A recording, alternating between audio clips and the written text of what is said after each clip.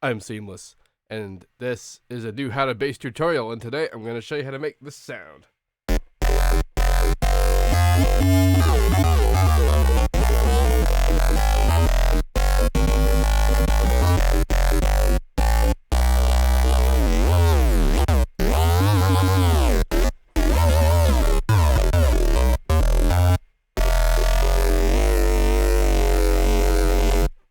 And that's some fun. So, as you can see here, this is a Rolly Seaboard block. I got it a while ago, but I only really just recently got to actually functionally work with stuff. MPE is off. I actually really never cared about it, because I only honestly just wanted the whole pressure control as well as XY control. Rather than Y control, you can see that going on in there. If you're curious about how this mapping works, what's going on here is that on like the surface up here is where I actually have the main mapping for this particular controller. This is happening in the tube that are mapped here are the pressure up and down, and then the position up and down of it here. And that's done in the controller linking window by you get your whatever port's going on here, in which case it's just the main one. And it says controller 254, but what that is, if you come in here, you can see there are a couple that says key after touch and channel after touch, and you want key after touch. That's what the pressure sensing up and down is. The software that comes with the Rolly that lets you control the set of the MIDI and whatever, you want to make sure this thing is outputting one channel, and you like the MPE is off. And I had the velocity all the way off, and I'm not dealing with like the strike sensitivity, which is also a whole other thing. But the whole pressure sensitivity business, the pressing business afterwards as a separate controller is aftertouch, and that's controlled that way here. This is the easiest way to link aftertouch to anything. Next guy is just a CC. It's just CC113. You can set that inside the control software as well. That was just what it was. And those two are just being connected to controllers, you can see. It works just fine. To get the sliding to work is just pitch sliding, and that's just straight up the pitch parameter. And I've done this in Patcher and then just the shell. You can see up here I have set the pitch range to 48, and that's how it does the sliding all the way up and down the keyboard. It basically just targets the pitch sliding to be in position with your pitch positions. And then when you let go, no, you're on the right there because it pitch slid you in the correct amount. Think like a live version of FL's slide notes, but with MIDI. And that's what the Rolly Seaboard outputs, and that's what you can take advantage of. I'm doing it currently with a cable, because while the laptop that I'm using does have Bluetooth LE enabled, it doesn't have Bluetooth LE with MIDI enabled, and there's reasons for that and whatever, and I guess Windows is going to support it eventually, and then I guess it's up to the Rolly people to make it support eventually. But beyond that, there's also Bluetooth LE Wi-Fi MIDI dongles that I'm considering getting that apparently do the job just fine, and perfectly honest. Software solutions, if they're going to lag behind, I might as well just do that. But point being is that this can be wireless, and it's pretty dope. I'm enjoying it as an interface. Once I got it to work, it took kind of a while to get there. As for the sound itself, this is kind of an older school Harmonic with some future jazz added to it. What I've done here in the articulator of this guy and the unison, so this is, E Harmor. The controls that I'm controlling with the parameters here are this XY control up top, the saw square rather. It doesn't look like a saw or a square, but the harmonic output of the two is the saw or the square type.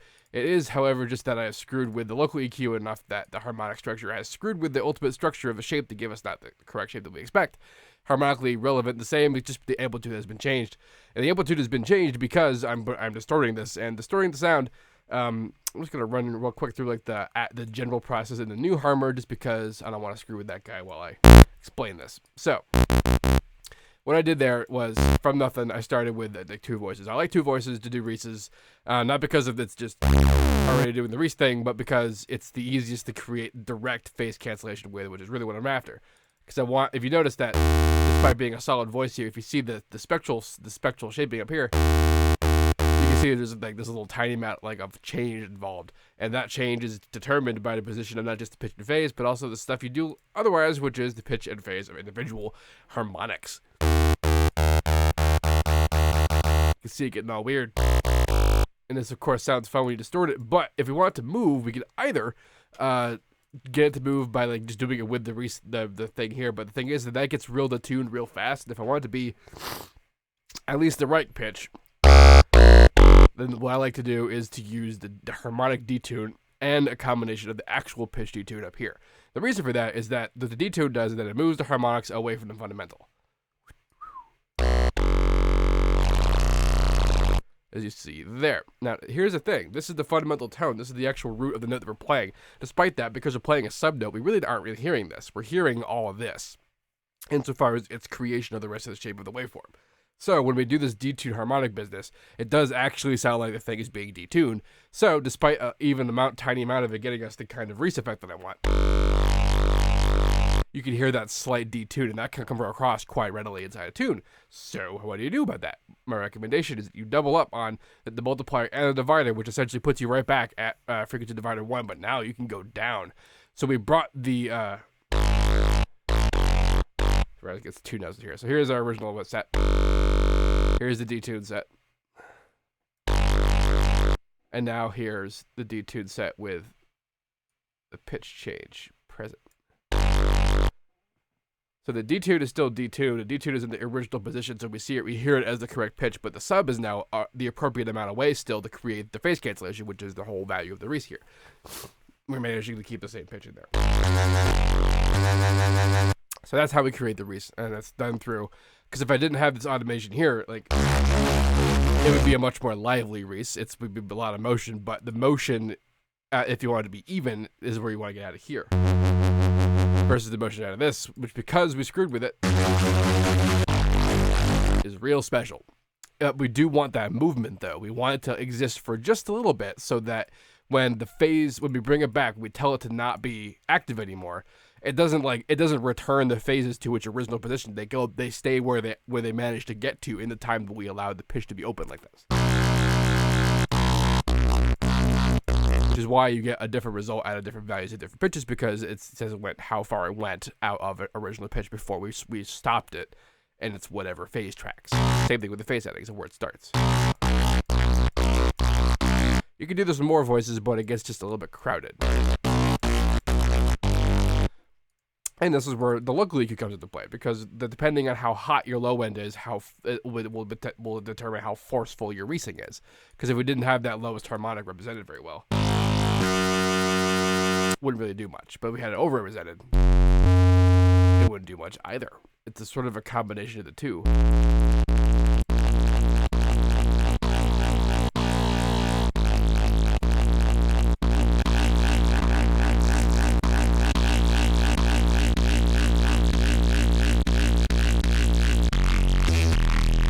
So here's the value of the local EQ, is that this is essentially a note following change that we're applying here. The harmonic stack is the same at all times, and so your higher note has the higher change in the spectrum because of the note, the harmonic stack versus position of frequency value.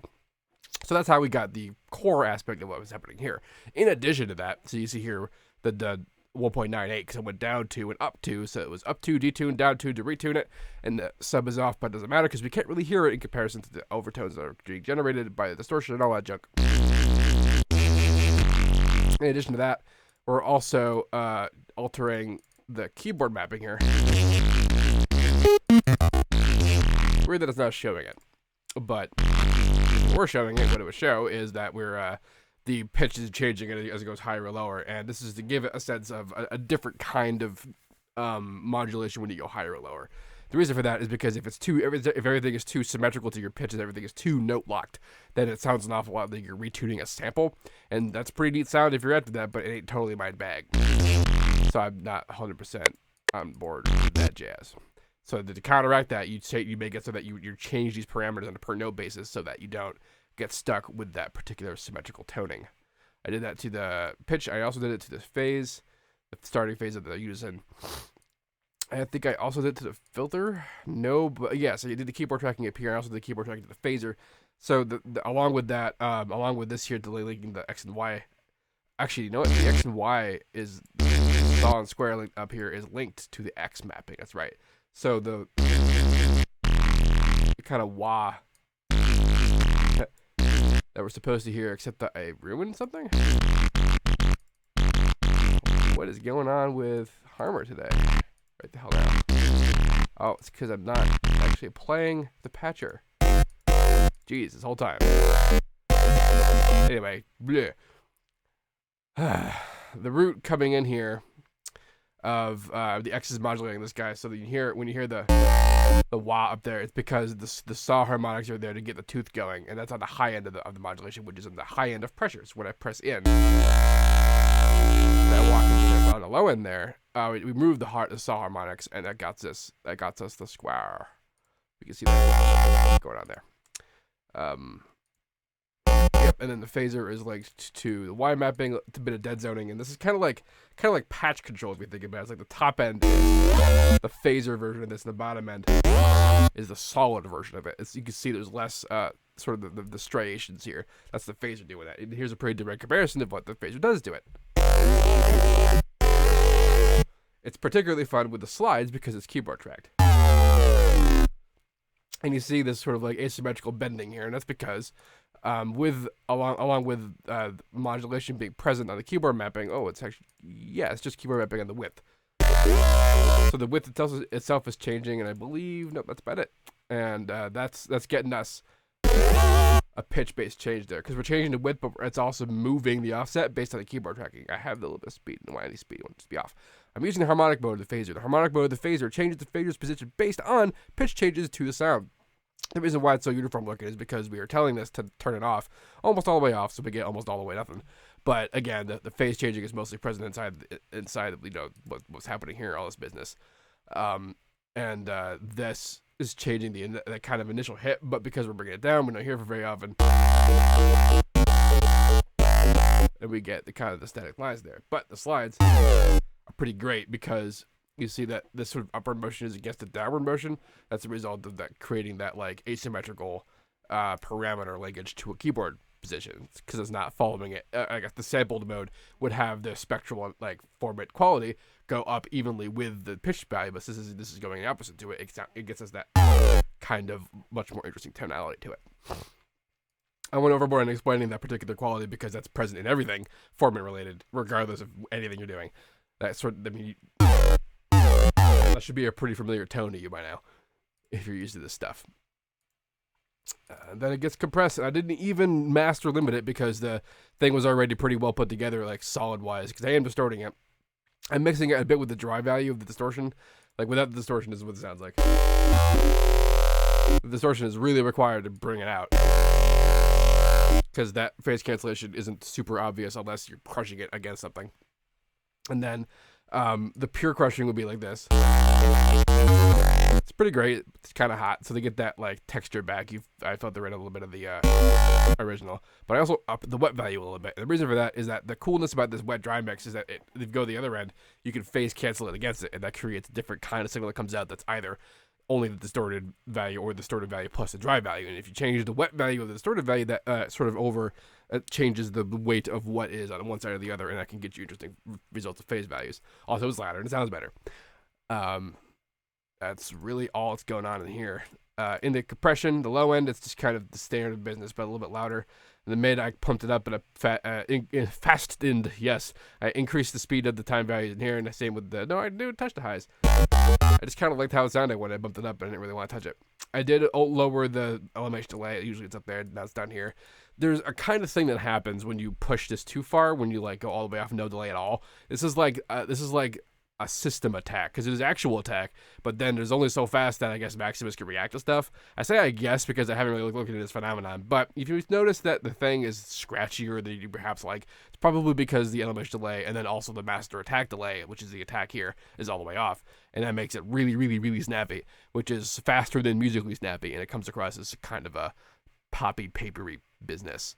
And then you can kind of curtail that by putting it up there, but you're also more or less sacrificing what might be particularly advanced snappiness if you've already got that going on in there.